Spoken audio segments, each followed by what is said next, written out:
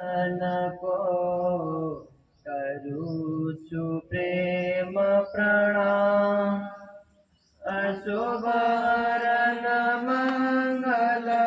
कारण धनी चंद्र जी नाम श्री प्राणनाथ निज मूलपति श्रीमन राज सुनाम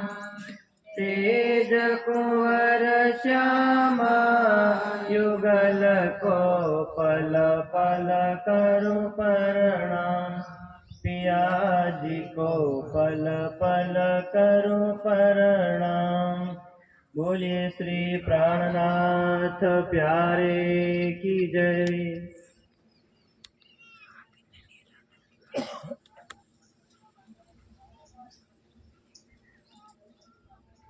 आज पहली बार श्रृंगार ने चर्चा खबर अपन हमने पड़े कि नहीं पड़े पर थोड़ी घनी एक विषय ने लઈને કરીએ અને પછી આપણો જે ચોપાઈ છે એમાં થોડું 12મા વિધિમાં અને આપણા સમાજની જે કઈ પરંપરા આપણી પહેલાની પરંપરાના હમણાં વચ્ચે જે એક નવી પરંપરા શરૂ થઈ તો એમાં તફાવત કે આપણા દાદા પરદાદા કરતેલા એ કે હમણાં આપણે જે આપણા દાદા પરદાદાના આપણે બધા એમના દીકરા થઈએ તો આપણે કરીએ તો એનું શાસ્ત્રીય સમાધાન અર્થાત આપણે બધા મળીને વિચાર કરીએ।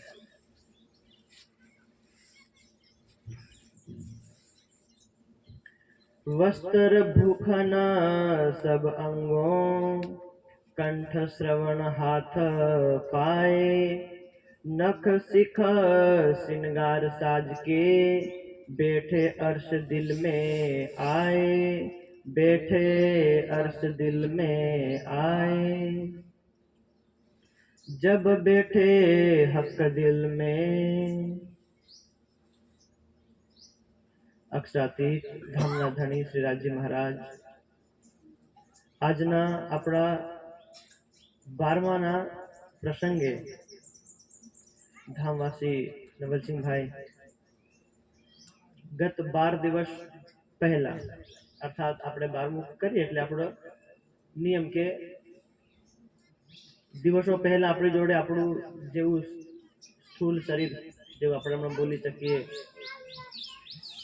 હવે આપણી વચ્ચે એ સ્થૂલ શરીરથી નથી તો એમના આ 12માના નિમિત્તે જે આપણા સમાજમાં જે 12માની વિધિ ચાલતી આવી છે એ 12માના નિમિત્તે હવે આ વિધિ આપણા સમાજમાં ક્યારથી શરૂ થઈ એનો કોઈ આપણી જોડે કોઈ તારીખ મહિનો કે વાર કઈ આપણી જોડે કઈ હિસાબો કે ઇતિહાસ નથી અને આ 12મા વિધિ ક્યારથી શરૂ થઈ આખા સમાજમાં આખા હિન્દુમાં આપણે 12મું કરીએ यूपी हरियाणा आ बाजू तो 13મું करे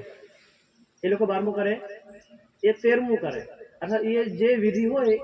ए मतलब 13મા દિવસે કરે धाम गमनना 13મા દિવસે એટલે 13મી એમ કે હિન્દીમાં 13મી એમ કે 12મું તો 12મી આપણે ગુજરાતીમાં બોલીએ એટલે 12મું બોલીએ અને આ 12માને यदि આપણે હિન્દી બોલવું તો 12મી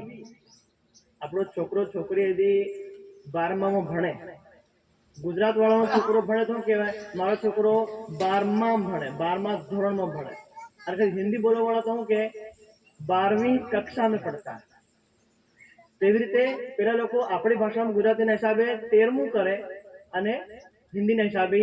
13મી करे जे कोई क्रिया विधि जे विधि आपणे करीए छे बधी विधि ए 13मा दिवसे करे तो આપણે જેવો એવો કોઈ ઇતિહાસ નથી કે આપણા સમાજમાં આપણા દાદા પરદાદા એમના દાદા દાદાના દાદાના દાદાના પરદાદા એ ક્યારથી 12મું કરે એ આપણને ખબર આપણે આપણો જન્મ થયો તો આપણા બાપા અને આપણા દાદા પરદાદા આપણા નજરોની સામે કોઈકનું ધામ ગમન થાય એટલે આ વિધિ કરતેલા એટલે આપણે પણ આ વિધિ કરવા मानो कि आपणे हमणा आ विधि बंद कर दे आपणा छोकरा जे हमणा छे जे आपणी में जवानिया पार्टी छे एना छोकरा छे ए पछी नहीं कराडवी કેમ કે हमारा બાપાએ हमारा ભારતમાં વિધિ બંધ કરી નાખી એટલે અમે બી કરીએ. કેમ કે એ છોકરા પણ કેવું શીખે,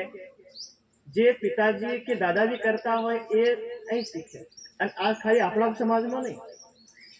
આપણે મહેશ્વર તંત્ર અને પુરાણ સંહિતા ગ્રંથ વાંચીએ, જે તનમાં શ્રી કૃષ્ણના તનમાં ગોકુલમાં રાજ્ય આવ્યા, ભલે રાજ્ય પરમધામમાંથી આવે સ્વરૂપે આવીને ગોકુલમાં શ્રી કૃષ્ણ તનમાં વિરાજમાન થયા, તો નંદ બાબાને ખબર નથી કે જે મારો દીકરો છે એના દીકરામાં કઈ વિશેષ શક્તિ છે. એવું લાગે કે મારો છોકરો છે. તેને કીધું કે કાના, આપણા ઘેરની આપણી પરંપરા છે ક્યાંય ગાયો ચારવી પડે. ગાયો ચારવી કેમ કે हमारा समाज हमारा बापा એ ચારેલી, અમે ચારેલી, તો આ हमारा पैतृक સંપત્તિમાં બધાને કહેવું પડે. તો ભાઈ તું હાવ જરીક મતલબ ગાયો ચારે, મતલબ ગાયો વાળે એવો થઈ ગયો છે. અર્થાત આપણે ગાયો ચારવા જાય તો હાથે નાના પોરિયા મિલી જાય. આપણે ડહા નહીં હોતા, આપણો કે પોરિયા પેલું બકડું ઉરાવ દે ને, કોઈ ડગરું ઉરાવ દે ને, તો પોરી રોહડી કાઢી જાય, ડગરું ઉરાવી આવે, બકડું ઉરાવે, એ શીખી જાય. તો એવી રીતે નંદ બાબા પણ નાનકના કૃષ્ણને લઈ અને જાય આપણે ગાયો ચારવા. કેવી રીતે ગાય ચારવાની, કેવી રીતે લાવવાનું, કઈ આપણે ભરાઈ જાય વાડો ભરે પાછું કાઢીને લાવવાનો. એમને પહેલે કીધું કે ભાઈ ગાય ચારવી જ પડે આપણા સમાજમાં, બીજું કઈ જ કામ ચાલે. એ ભલે તમે અક્ષરની આત્મા હોય ને, રાજ્યનો આવેશ હોય ને, ગોલોકી શક્તિ હોય ને, વિષ્ણુનો અવતાર હોય, તો કઈ અમારે લેવા જવા મળે નહીં. અમારે ઘરે તમે આવ્યા એટલે ગાયો ચારવી પડે. તો ભાઈ પછી વાહણી વગાડતા જાય, વાહણી વગાડતા પાછા આવે. 11 વર્ષ 52 દિવસ સુધી ગાયો ચાલી, વિષ્ણુ ભગવાનના અવતાર. તો એવી રીતે આપણા સમાજમાં